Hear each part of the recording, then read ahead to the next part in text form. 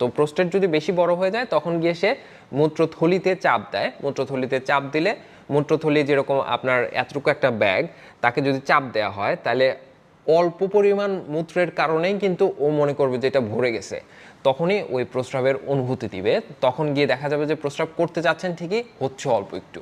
তো এটাও একটা সিরিয়াস কন্ডিশন, এই ক্ষেত্রে আসলে ডাক্তারের কাছে যাওয়া উচিত। 6 নাম্বার হচ্ছে হাইপার ক্যালসিমিয়া বা ক্যালসিয়ামের পরিমাণ আমাদের শরীরে প্রয়োজনের থেকে যদি বেশি হয়ে যায়। তো এইটা আসলে বিভিন্ন কারণ হতে পারে, তার মধ্যে কমন কারণ হচ্ছে প্যারাথাইরয়েড গ্ল্যান্ডের কাজ যদি প্রয়োজনের থেকে বেশি হয়, মানে ও যদি ওভার অ্যাক্টিভ হয়ে যায়, মানে ওর এত দরকার নাই কাজ করার কিন্তু ও প্রচুর কাজ করছে, এরকমটা অনেকের মধ্যেই হয়।